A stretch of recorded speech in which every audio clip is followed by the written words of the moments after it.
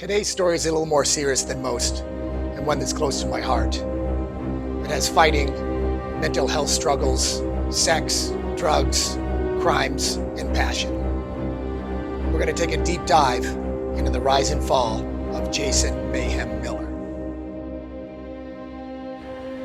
I spent a lot of time with Jason over the 6 years he fought for me. I grew to like and respect him. He was one of the smartest fighters I had ever met. In the MySpace days, he'd write blogs on politics and culture that would blow you away. He was charismatic, articulate, and obviously one hell of a fighter. But there was always something deeper. At his peak, Mayhem was the most popular fighter in Hawaiian history. Old ladies at Kapiolani Park would know his name. He'd have trouble going out without being mobbed for autographs or girls throwing themselves at him.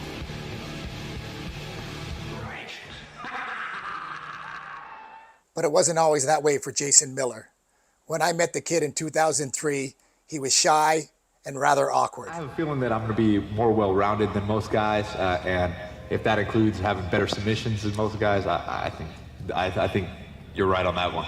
His first time fighting in Super Brawl was against Jay Buck in the 170-pound division, where he won a controversial decision. Out of the red corner, Jason! Jason Miller's strong second and third round. That same night in the main event, my biggest box office draw to date, Egan Inoue, had his first loss at the Blaisdell Arena to Masanori Suda. I knew he was still a big draw, and I needed to find him a tune-up bout for his next fight. Jason seemed like the perfect choice. Haole boy from Atlanta to bring in and let the hometown boy get back on track. Well, for this night, Jason had other plans. The fight started with Egan dominating, at one point putting Jason in the deepest kimura I've ever seen anyone escape from.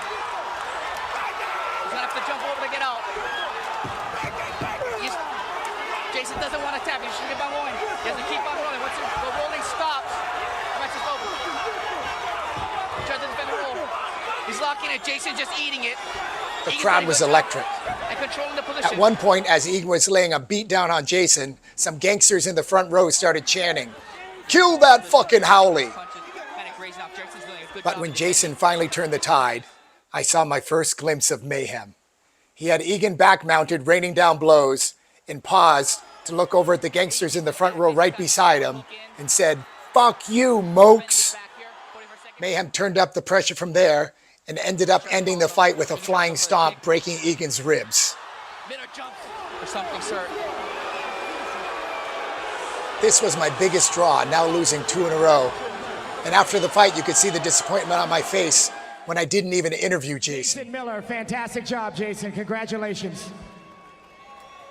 From that point, a burgeoning Mayhem came to Hawaii and beat a string of local fighters that I was hoping would be my next local star. Hey, but all the mokes gonna get angry and boo me all day. Hey, shaka brah. With his in-ring dominance and post-fight antics, he became more and more hated. He became the perfect heel.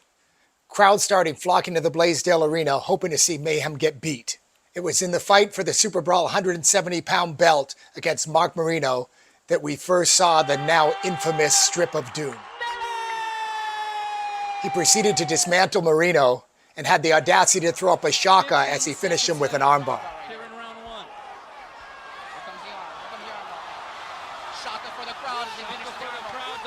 At this point, you could hear some fans cheering for him. The tides were turning. Textbook win, textbook performance by Jason "Mayhem" Miller. And now Miller taunting. In the post-fight interview, Mayhem hinted at moving up in weight to fight for the middleweight belt. You know, this belt feels a little bit light. I'm thinking I might like something a little heavier. You know what I mean? But he'd have to go through former champ Nico Vitale first. Packed house, first grand entrance from Mayhem. Here he is.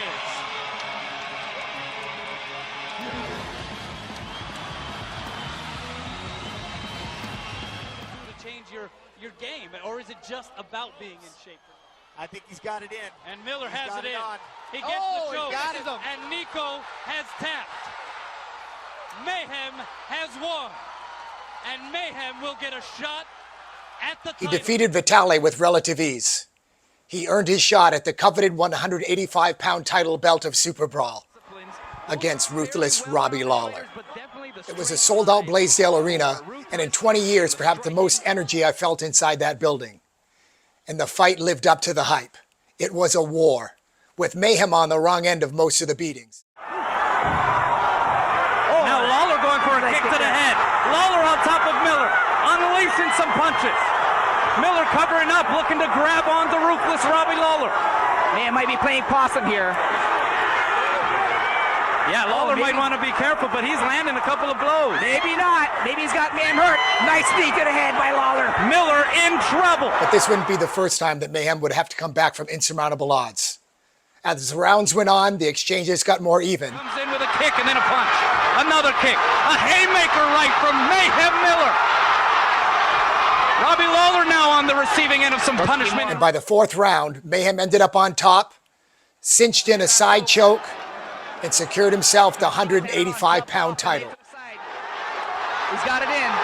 Can he hold it? Has to squeeze. Can he finish it? There's Oh, the tap. There's the tap. Miller is the champ. Jason Mayhem Miller was on top of the world.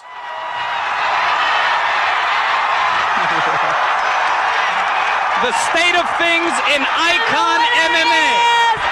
Jason Mayhem Miller! But before we start all this gibberish, can I please get a choo-hoo? Oh, hey, tomorrow, gonna do Kahanamoku statue. I'm gonna bring the kind right here, strap it on the bed. I brought it back to Kalihi.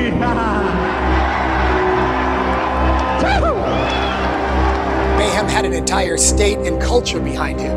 He was making more money than he ever dreamed of. But even that night, there was foreshadowing. Obviously, looks like he broke your nose. Tell me, what was that like? Well, it's not as worse than when I fight with my girlfriend. So I've caught a few of those in the face in a bedroom. So it's okay, I was ready. I was prepared for everything. Please come back for the conclusion of the rise and fall of Mayhem Miller. As always, like and share.